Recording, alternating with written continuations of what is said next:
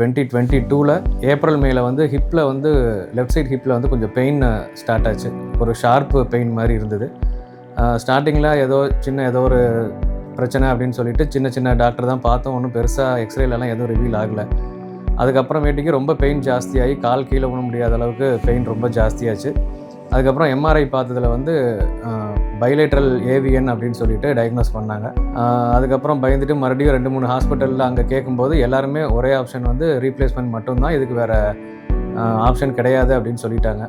Family doctor வந்து Apollo hospital creams ரோடில் வந்து சென்னையில் டாக்டர் நாவலடி சங்கர் வந்து இதுக்கு வேற ஒரு ஆப்ஷன் இருக்குது அப்படின்னு கேள்விப்பட்டேன். என்னை இங்கே ரெஃபர் பண்ணார்.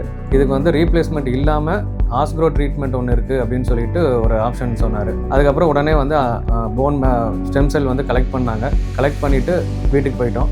ஒரு 3 வீக்ஸ் கழித்து மறுபடியும் வர சொல்லி அதை வந்து கல்ச்சர் பண்ணியிருந்தாங்க. வர சொல்லி மறுபடியும் வந்து ஒரு ப்ரொசீஜர் பண்ணி கோர் டீகம்ப்ரஷன் பண்ணி அந்த செல்ஸை வந்து மறுபடியும் இம்ப்ளான்ட் பண்ணிட்டாங்க.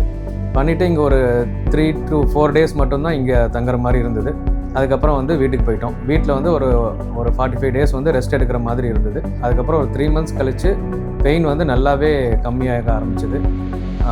இப்போ வந்து ஆல்மோஸ்ட் எனக்கு வந்து ஒரு 3.4 years ஆயிடுச்சு. ஸ்விம்மிங் போயிட்டுருக்கேன், வாக்கிங் போயிட்டுருக்கேன். அது இல்லாமல் கீழே உட்காந்து எழுந்திரிக்கிறேன், யோகா பண்ணுறேன். கீழே வந்து கிராஸ் லெக் போட்டு என்னால் உட்கார முடியும். இப்போ வந்து ஒரு 3.5 years கழித்து ரிவ்யூக்காக வந்திருக்கேன். இப்போ வந்து டாக்டர் பார்த்துட்டு எல்லாமே நல்லாயிருக்கு, எந்த பிரச்சனையும் இல்லை, போன் வந்து மறுபடியும் ரீக்ரோ ஆகுது, அதனால் வந்து எந்த ப்ராப்ளமும் இனிமேட்டு இல்லை அப்படிங்கிற மாதிரி சொல்லியிருக்காரு. இன்றைக்கி வந்து நாங்கள் avian hip, vascular necrosis hip பற்றி பேச போகிறோம். ஏவியன் ஹிப் எங்கர் ஏஜில் வந்து மோஸ்ட் ஆஃப் த சிம்டம்ஸ் வந்து ஹிப் பெயின் இருக்கும்.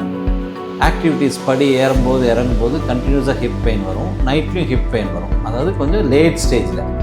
ஸோ எர்லி ஸ்டேஜில் ஸ்வெல்லிங் மட்டும்தான் இருக்கும், ரொம்ப சிம்டம்ஸ் இருக்காது.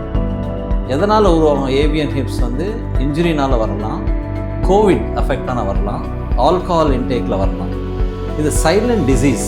அதனால் டயக்னோசிஸ் வந்து எக்ஸ்ரே எம்ஆர்ஐ எடுத்தால் தான் நம்மளுக்கு என்ன ஸ்டேஜ் அப்படின்னு தெரியும். இப்போ ஸ்டேஜ் 1 அதாவது ஹிப் கொலாப்ஸ் ஆகிறதுக்கு முன்னாடி இருந்த நம்ம மாத்திரைகள், மருந்துகள், மெடிகேஷன்ஸ் எல்லாம் கொடுத்து சரி பண்ணலாம். அதுக்கு இருக்குது ஸ்டேஜ் 2, ஸ்டேஜ் 3 அப்படின்னு இருக்குது. இந்த ஸ்டேஜில் நம்ம எர்லியராக டயக்னோசிஸ் செஞ்ச ஏவியன் ஹிப்புக்கு the latest treatment was cultured osteoblast அப்படிம்பாங்க. அப்படின்னு என்னென்ன, உங்கள் போன் மேரோவை எடுத்து உங்கள் போன் மேரோவிலேருந்து ஆஸ்டியோபிளாஸ்ட் போன் ஃபார்மிங் செல்ஸை தனியாக பிரித்து அதை வந்து லேபில் க்ரோ பண்ணணும்.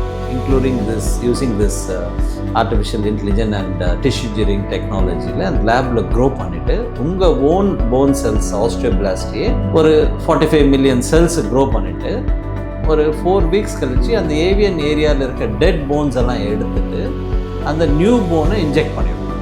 So that new bone formation வரும். லேட் ஸ்டேஜ் போயிட்டு ஹிப் ரீப்ளேஸ்மெண்ட் பண்ணுறதுக்கு மேலே அப்போலோ வந்து ஜாயிண்ட் ப்ரிசர்வேஷன் ப்ரோக்ராம் அப்படின்னு அப்போலோ ஹாஸ்பிட்டலில் ஸ்டார்ட் பண்ணியிருக்கோம். அதாவது எர்லி ஸ்டேஜில் உங்களுக்கு இந்த hip joint involvement AVN hip early ஸ்டேஜில் டயக்னோசிஸ் பண்ணிவிட்டு ஜாயிண்ட் ரீப்ளேஸ்மெண்ட்டுக்கு போகாத அளவுக்கு முன்னாடியே இதை ட்ரீட்மெண்ட் பண்ணுறது தான் கல்ச்சர்ட் ஆஸ்டியோபிளாஸ்ட் OSSGROW அப்படின்னு சொல்லிட்டு இந்த treatment. It's a new technique where we can treat this avian hip using cultured osteoblast.